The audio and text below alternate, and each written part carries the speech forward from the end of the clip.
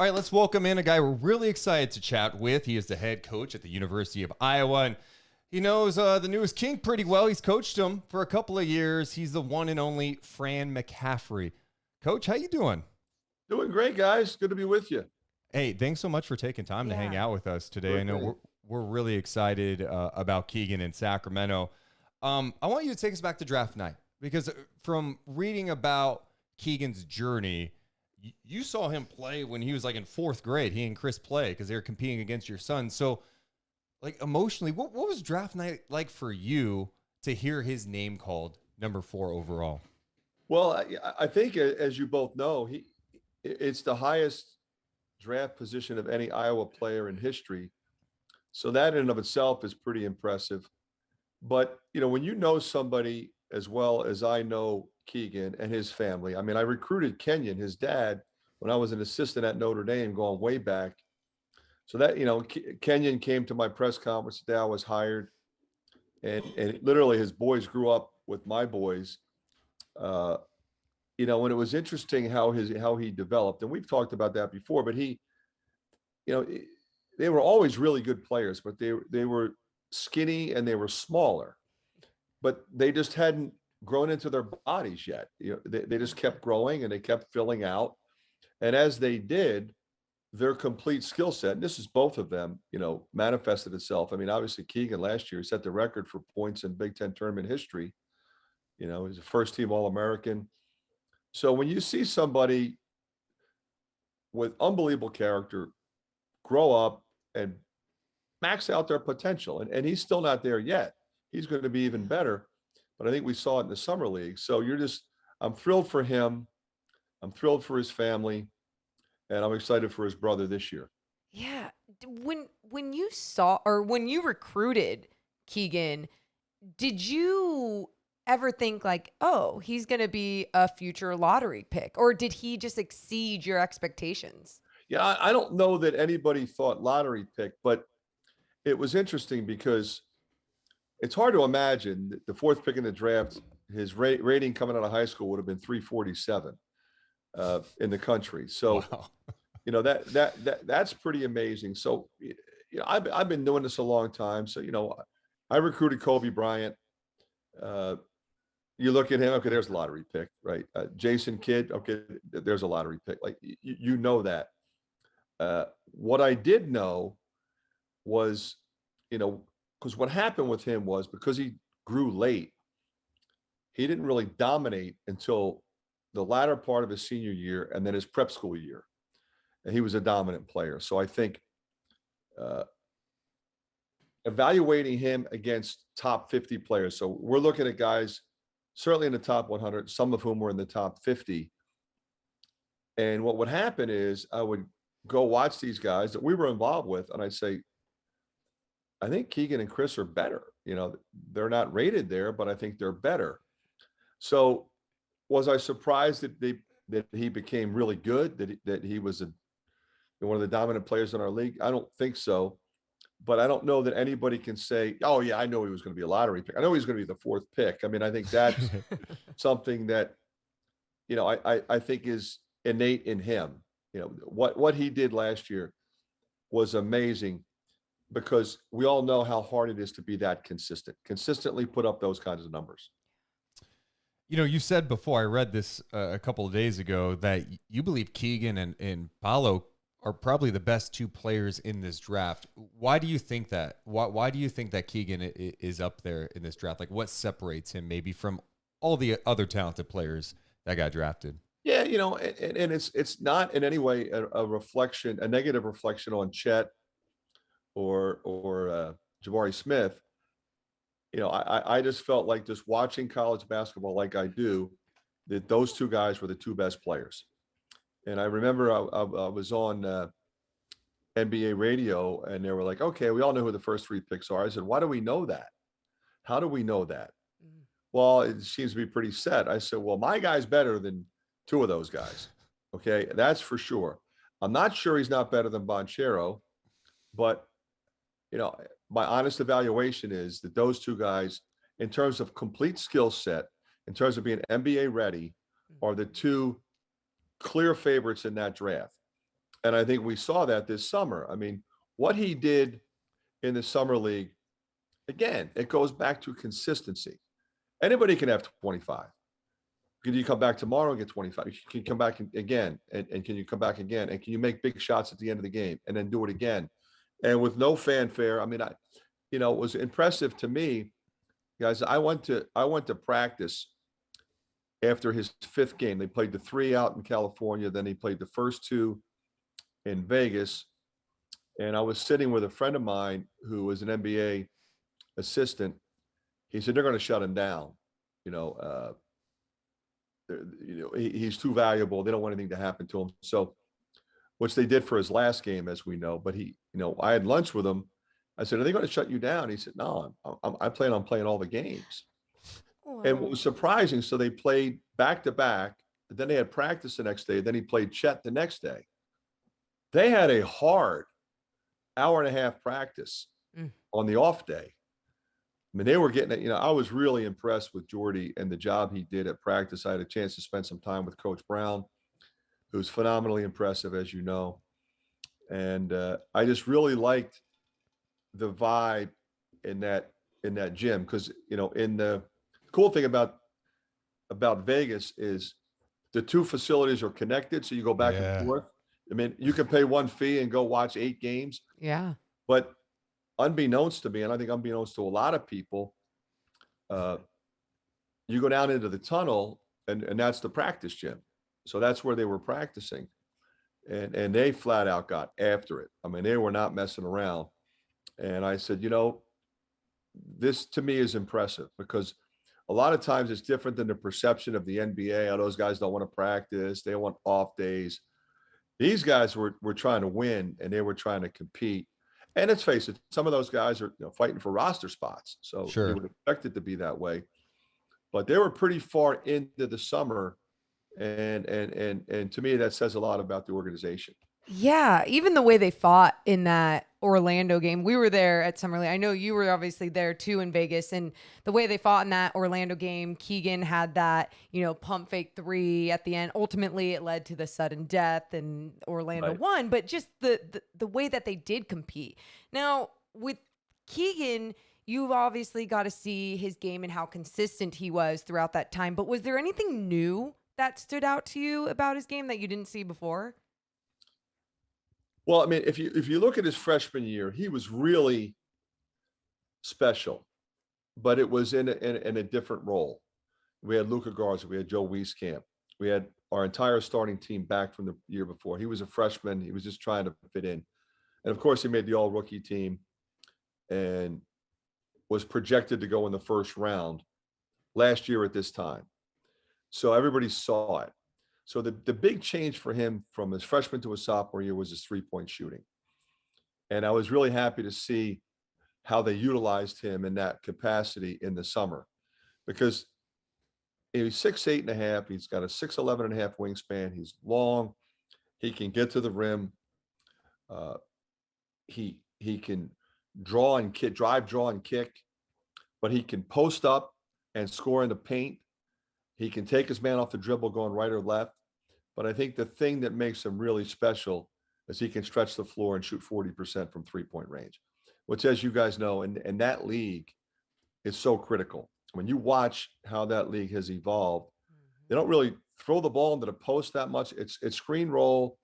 It's hit the roll guy, skip it to the corner, make one more, shoot a ton of threes, drive the closeout, and get high percentage shots. It's open threes and drives to the basket, or we might get fouled, or we might shoot a high percentage shot. And he is so good in all of those areas.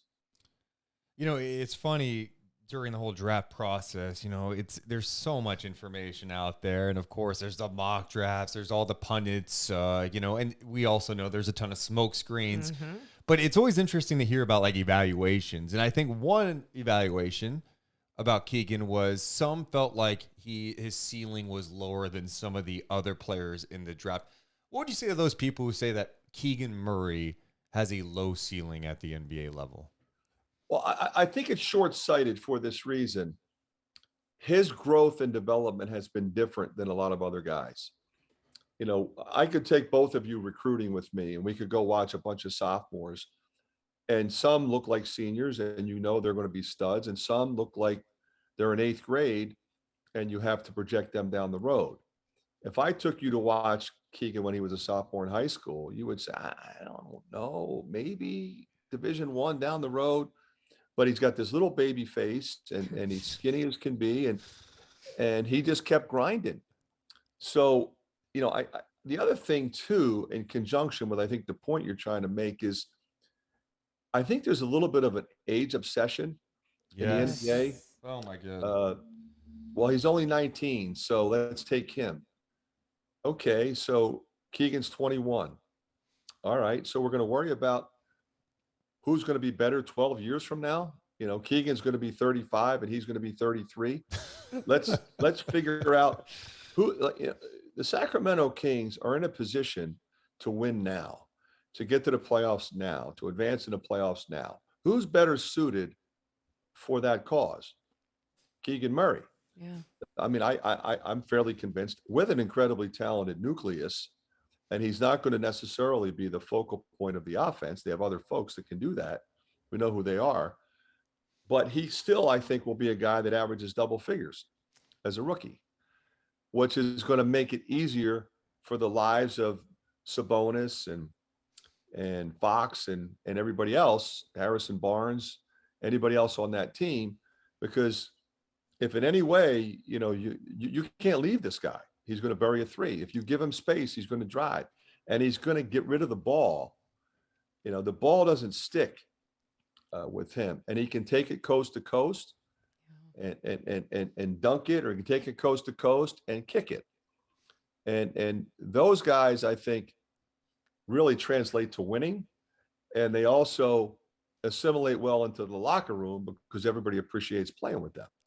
Yeah, and I think another reason I think he's going to be just a great fit just with the Kings too is the fact that he doesn't need to take 800 shots to get his buckets. Like, he is super efficient, whether it is shooting or just getting to the free throw line. He makes the right play.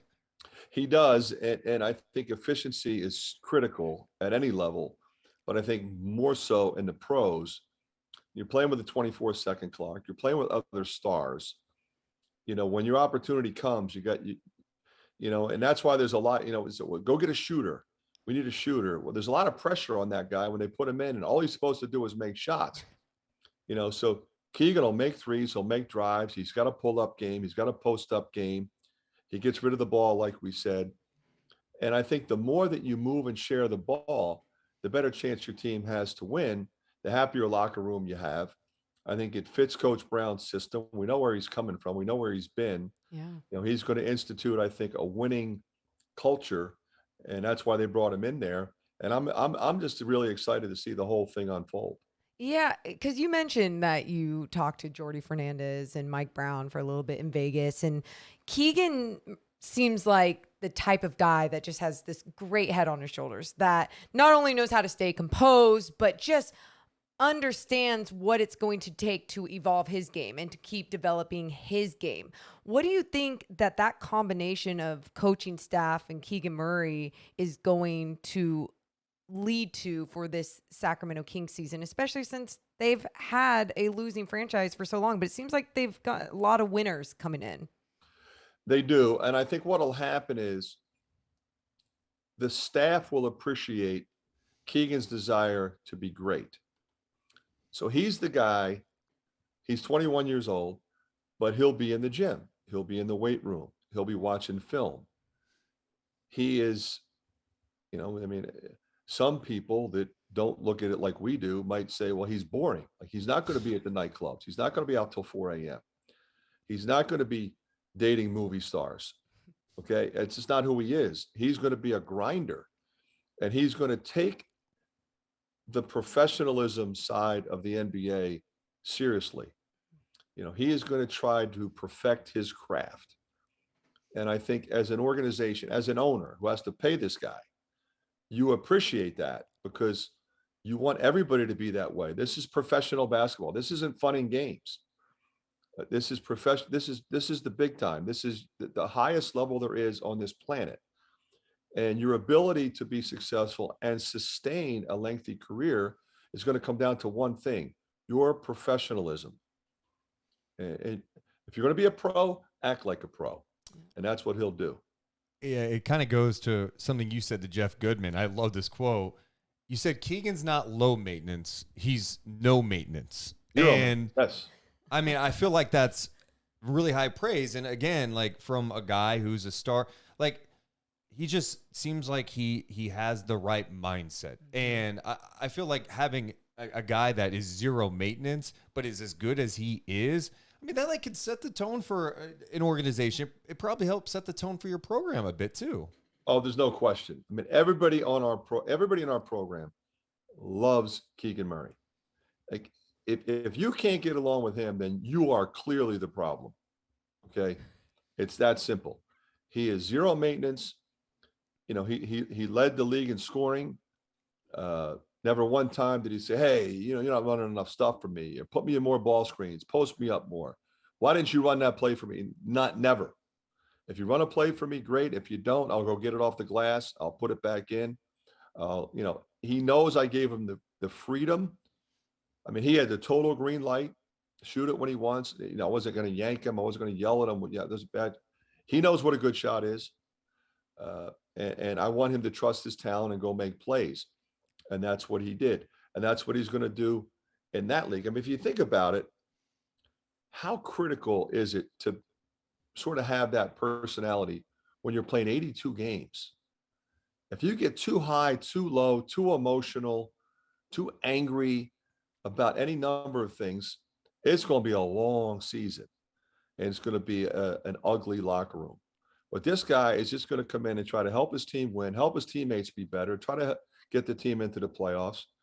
I mean, he's not a big talker. Like I said this when we laughed. I don't know if he knows how to trash talk, but he has been trash talked. I've seen it, and it doesn't work. Man, I do want to get to a couple of questions from our audience that they submitted on our YouTube page. One is, what is the greatest basketball attribute about him that no one is talking about? I think, you know, we've kind of alluded to it, but I think it's his demeanor, you know, his consistent approach mentally. So what does that mean? So he's constantly calculating how he's going to outplay the guy that lines up in front of him. You know, it's not, okay, I'm going to come out and shoot threes today. I'm going to come out and drive the ball today. No, if there's an opportunity to drive it, he drives it. If he's open, he shoots it. If you're open, he passes it to you. He rebounds, he offensive rebounds, he defensive rebounds. He guards his man. He stays out of foul trouble, which was a problem earlier in his career. But he's a freshman. You know, that's what they do. They come in and they're aggressive, and you don't ever want to take that aggressiveness away from him. But his demeanor and his approach is so professional. And we talked about that more than once today. But that's what I think separates him. And it's all, I think, from a mental component. When did you notice or maybe realize that, hey, this kid could be special? I think it was pretty much the first week of practice. Okay, this kid's special. I wouldn't have said to you, okay, I'm only going to have him this year and next. Mm-hmm. But I would say last year at this time, because we practiced for about 8 weeks in the summer. So with Luka gone and Joe Wieskamp gone, okay, Keegan, okay, now it's your turn. By the end of the second week, okay, we got him for 1 year. And I remember, and I don't remember what team it was, because we probably had 3 teams a day for September and October. 3 NBA teams a day would come to watch him. And the one guy said to me, he said, Coach, I mean, take this the right way, but enjoy him for this year, because he will not be here next year. Oh. I knew that already, but hearing it from a professional and, you know, on the other side, you know, and then the other way you can tell is, you know, agents are beating up my phone. They're beating up his dad's phone. They want to sign him early. You know, agents go after the right guys. They're not dumb. Well, Coach, I can't thank you enough for taking time out of your busy schedule to hop on and share your perspective on Keegan. It's my pleasure. And I know Kings fans are excited about him. They saw what he did in Summer League, and they're excited to watch him grow in Sacramento. So we appreciate it. Hopefully we see you in Sacramento at some point. And, Well, I hope so. You got a lot of Sacramento King fans in Iowa City. I can tell you that. So Oh, yes. look forward to seeing you guys out there.